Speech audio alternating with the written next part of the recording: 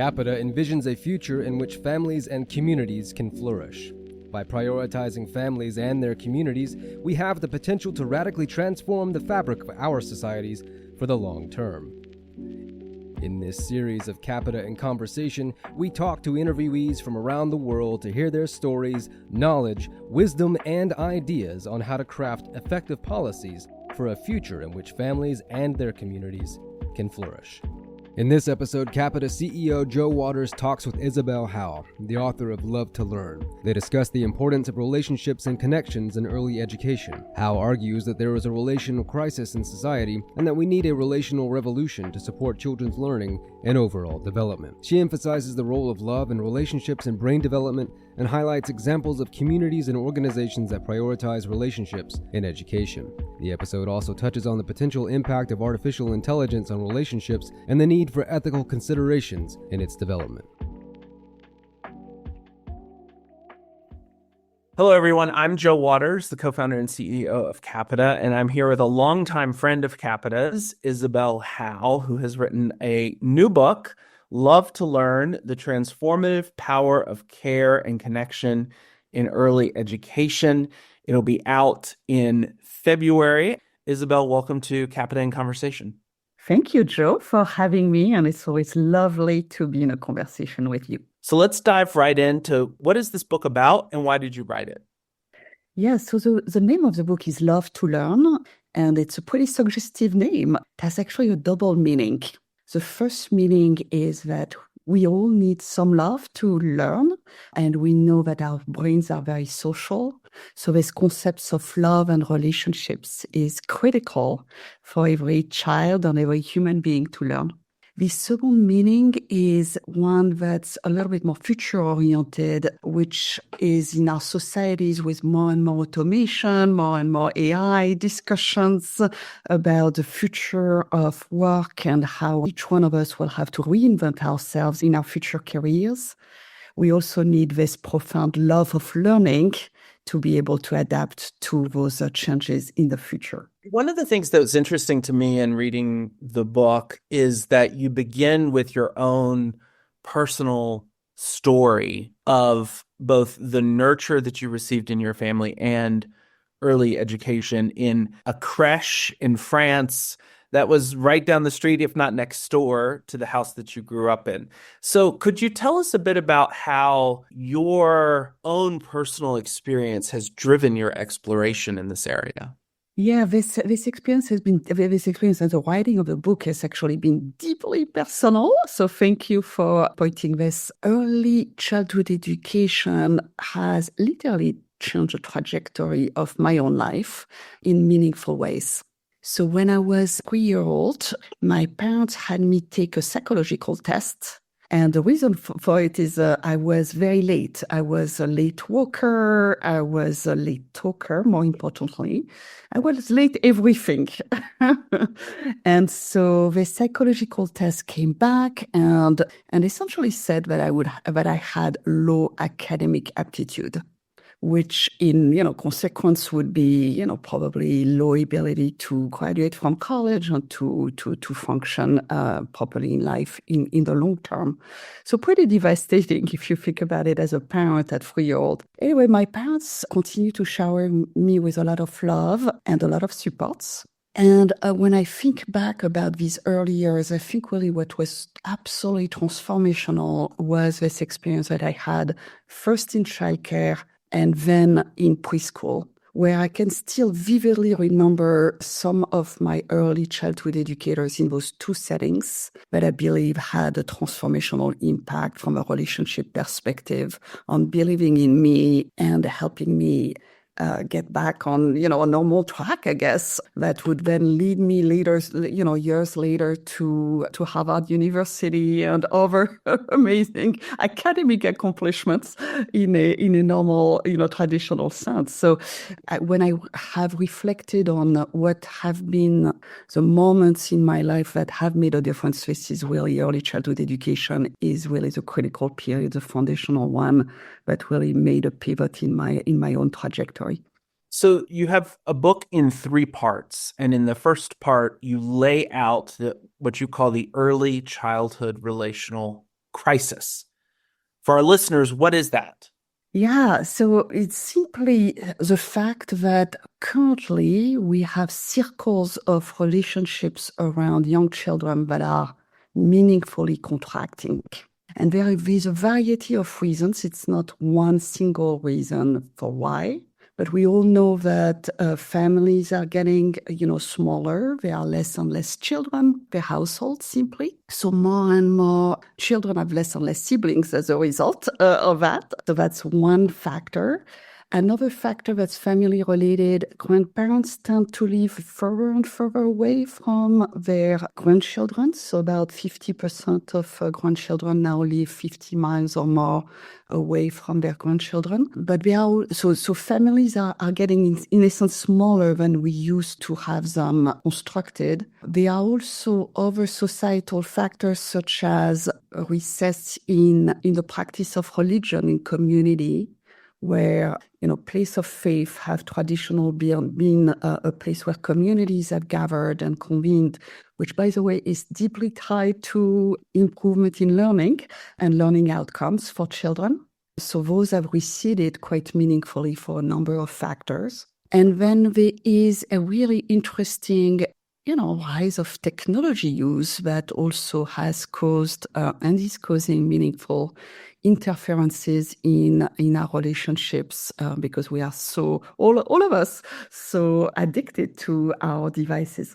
So, and then in the second part of the book, you lay out the science of really that undergirds your thesis that we need a relational revolution around our children, for our children, in order to support their learning and their flourishing. And we, of course, are always looking for easy silver bullets. And you actually say that there is a silver bullet, and it is love. Yes. Love, the silver bullet in education. So tell us a little bit more about the second part of the book, where you lay out the science of love, which frankly, that sounds like almost contradictory, the science of love and learning.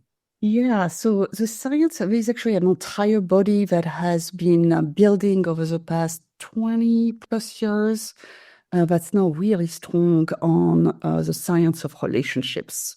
What it says is two things. One is when a child is deprived from relationships, then there's a meaningful impact on brain development, especially in the early years.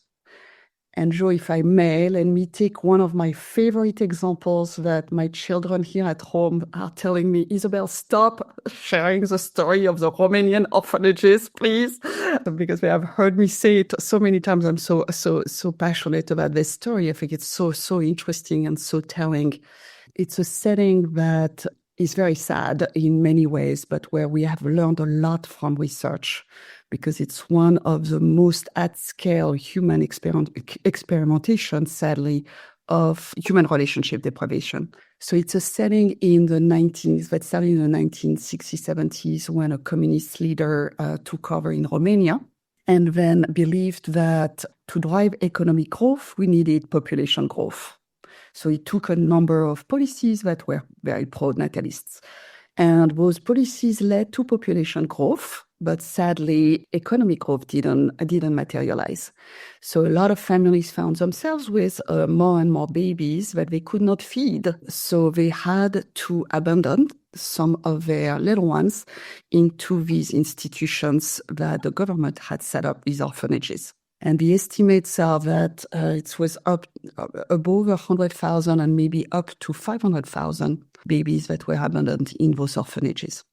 At some point in the late 1980s, this communist regime fell apart, and some researchers started to do some really interesting research, especially for kids that were adopted outside of Romania, whether in the US, Canada, or the UK, where we could look at children who were adopted relative to those who were left behind in those orphanages.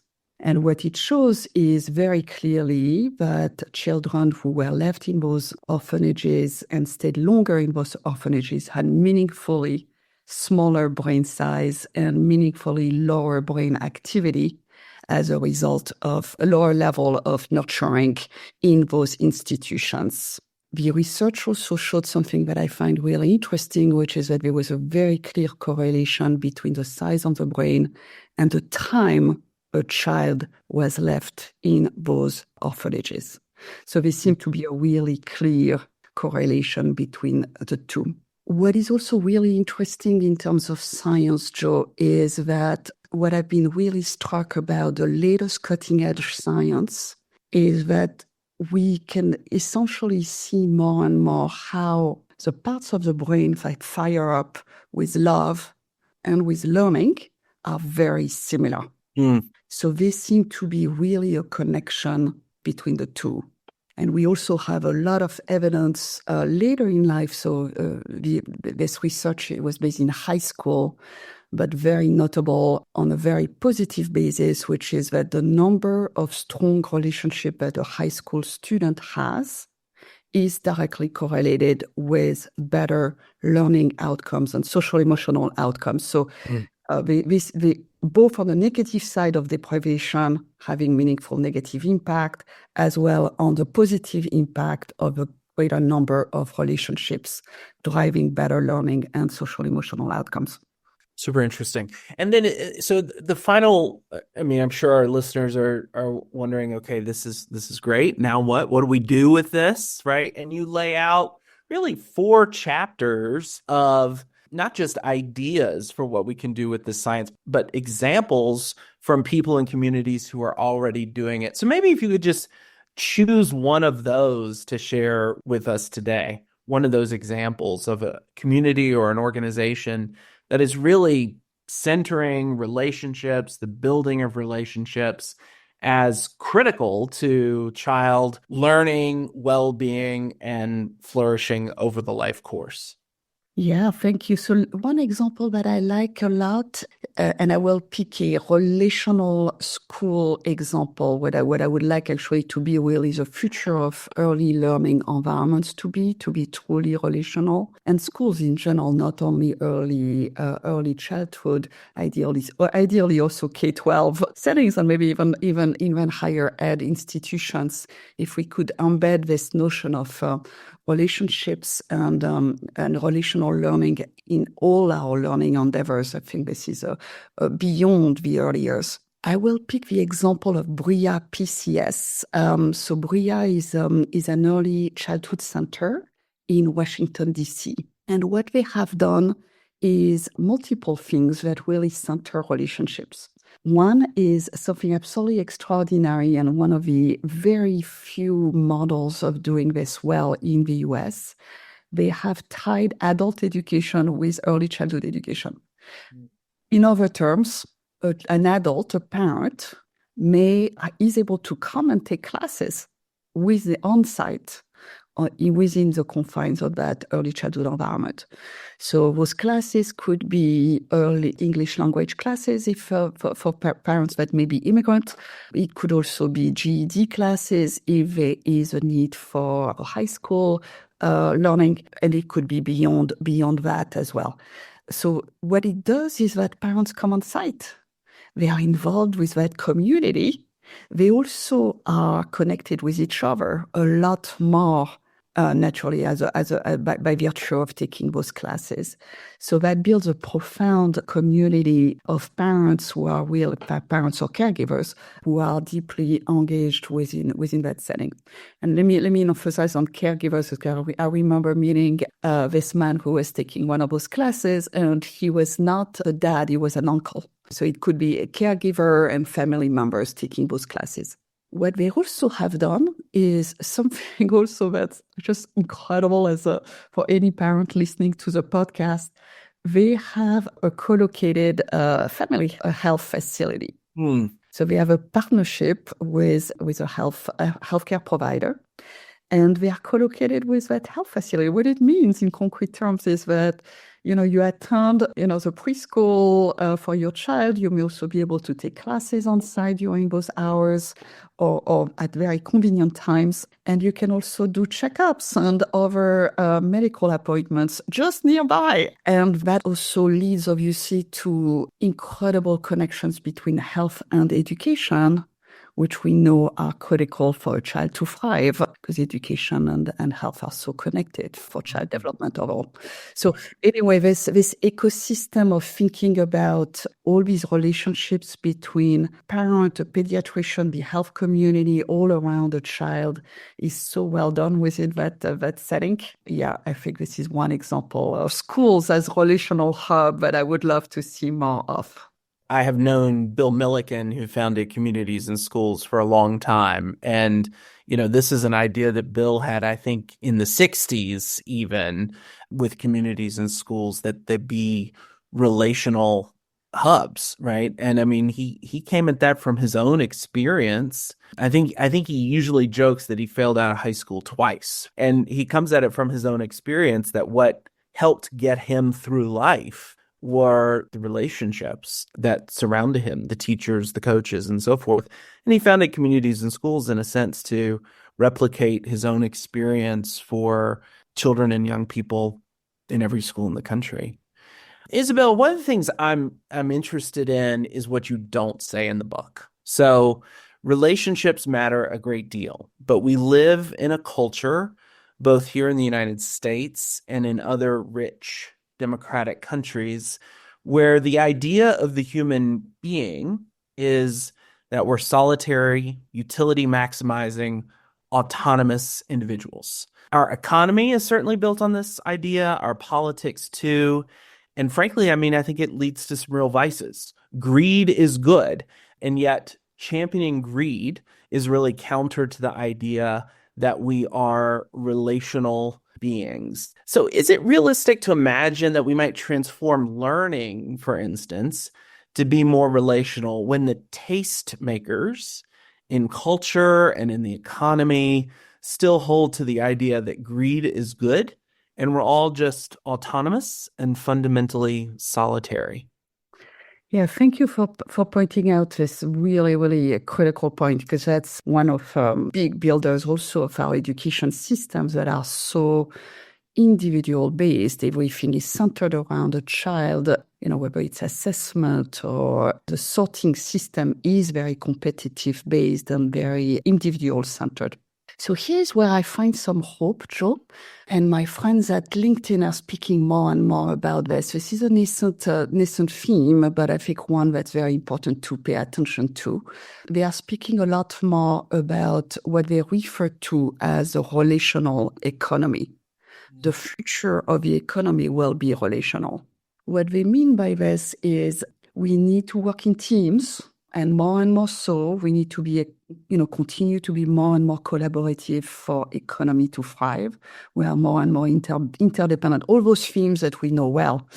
So the big theme that they are pushing for is this concept of relational economy. So that gives me hope, because this is tied to a more economic argument, which then we need to tie, in my mind, to a relational intelligence and relationships in education. And certainly starting in the early years, as we know, is the critical period, or one of the foundational period to do this well.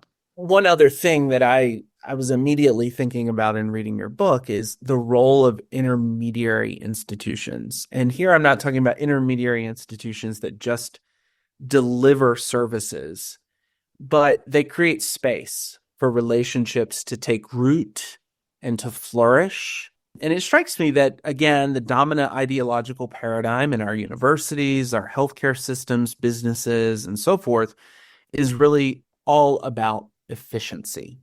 But of course, relationships and the investment required to build them are highly inefficient. And as a consequence, they're not prioritized in the economy and in society, where the highest aspiration is usually the most efficient market exchange for the most profit possible. So, I think about this primarily in terms of healthcare, where we know that a stable relationship with a single provider over the course of a lifetime is what's ideal for children, for families, for older people as well. And yet we've reduced healthcare to 15 to 20-minute visits with a burnt out physician who's spending the bulk of their day responding to prompts from the electronic medical record. So all to say, right, that our dominant cultural and social paradigms aren't exactly suggesting that relationships matter. And Adrian Pabst, who's been a big influence for me and for Capita, has helped us to see the institutional ecology. This is an interesting term. The ecology of institutions isn't just necessary to promote relationships, but to protect the space in families, churches, mosques, synagogues, civic institutions, unions, and so forth for relationships, and to keep the highly impersonal forces of the market and mass entertainment and so forth out. So you talk in the book a lot about promoting relationships. I'd be interested to hear you reflect on the protection of relationships and the role of our institutions to protect relationships from, frankly, some big impersonal forces in our society that are trying to undermine relationships. Yeah, where my mind is going with your question is actually where we are with artificial intelligence. So artificial intelligence, and especially in the education field, has exactly the potential that you are describing to make us either more efficient in some ways, so to make educators save time, and that time could be reused for greater relationships. So that's the ideal scenario. But there is also a big risk, as you point out, to say, AI is going to save time and make us all more efficient. And by the way, let's pay teachers less, or let's save costs, or, continue on that efficiency theme. So there is a big risk. There is also I want to stay with hope and this idea that efficiency could also support our teachers to do what they really love doing, which is spending time building those critical relationships with their learners, with their students, with their little ones. So how do we do this, and who are the critical actors, intermediaries, as you call them? There are many of them that are critical. Some nonprofit organizations that help on building mentorship. Multiple of them, like Experience Corps, for example, is a beautiful organization supported by ARP that connects grand adults, as I call them in the book, those people that may be in their fourth stage of life, fourth quarter of life, that are supporting little ones in mentorship relationships. Beautiful model. Unions play a big role right now on these AI discussions. They actually are not saying no to artificial intelligence. They actually are trying to advocate for this concept of relationships. So they actually are an interesting intermediary at the moment on this technology discussion and advances. There is also another intermediary that I speak quite a bit in the book, that is place. So when you think about intermediaries, sometimes you think about organizations, but I also think about places. That's a community center, for example. Yeah. And that's actually where I was going to go next, because you give an example, Tangelo Park, I think it is. Yeah. If I'm pronouncing it correctly, in Florida. And what I think is critical is you're underscoring the importance of environments and communities that are conducive to the relational health and well-being of children, right? That it isn't just the sort of dyadic relationship of parent to child, but these relationships happen in the context of community. So, I'd love to hear you talk more about that. But my concern is that kids really rely on the health of a community when they're growing up. And yet, again, our culture, the sort of dominant paradigm in the culture is that to make it, you have to leave your community and go someplace bigger, right? So you might grow up in Atchison, Kansas, or Abbeville, South Carolina, but if you really are smart and you make it, you get out of those places, right? And you go to New York, or you go to San Francisco, and you work in tech or finance. And we really don't put a lot of value on what Wendell Berry has helped me to see: coming home, being the doctor, the lawyer, the factory worker, and contributing to the place that nurtured you. So, I'd just love for you to not only reflect on that, but just tell us a little bit about this one place in Florida that seems to have really responded as a community to the needs that their children face. Yeah, so it was really fascinating fascinating story of Tangelo Park.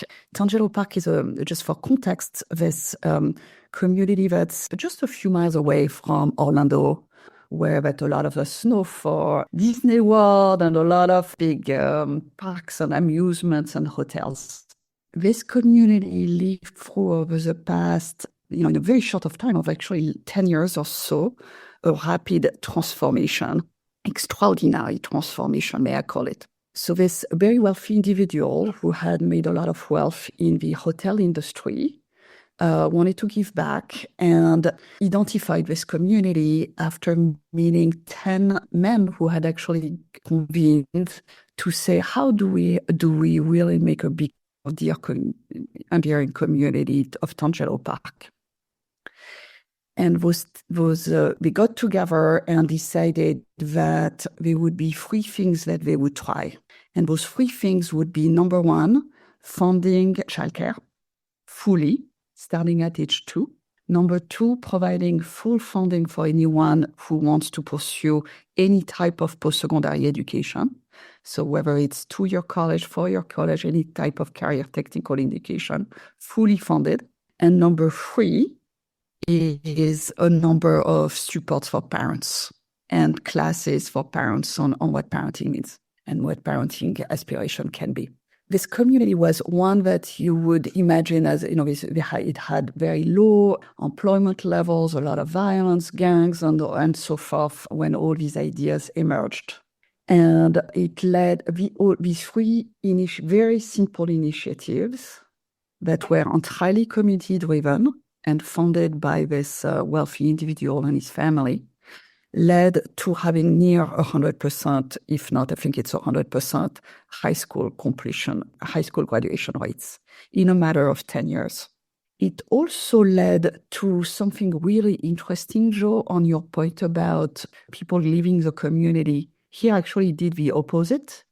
It led to a meaningful rise in property values because people want to live in this area of Tangelo Park that has all these benefits relative to other areas nearby. So it led to people actually staying in that community, driving property prices up and a lot more, obviously, stability within that area. Extraordinary transformation. What I find really, really inspiring is that it was a very short amount of time with very, very simple yet decisive interventions that were all education related that drove meaningful changes within that community.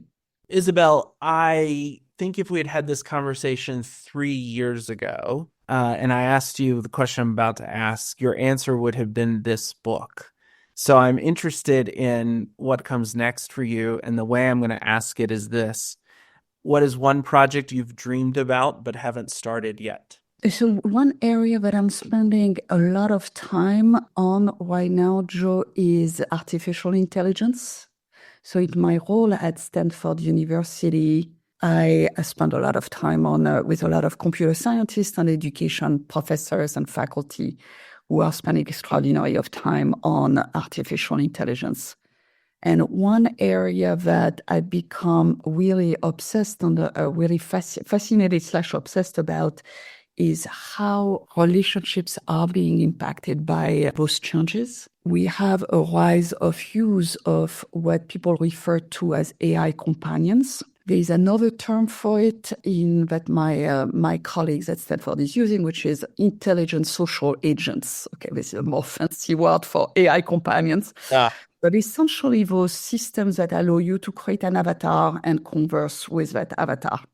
They are called Replica.ai, Character.ai. There are multiple companies that are doing this. What is happening from a research perspective on one of those solutions called Replica.ai is 90%, 90, of users of Replica.ai think very, very quickly that those systems are human-like. So essentially, our capacity as human beings to distinguish between what is human and what is machine is, in my mind, really coming down at a very fast speed, which is obviously very concerning. There are probably a lot of benefits too, but a lot of extraordinary ethical concerns. And so that's an area where I'm starting to spend more time, but I would love to be able to even dig more into, especially as we think about the next evolution of those systems, which is going to be embodied, meaning with some form of robotics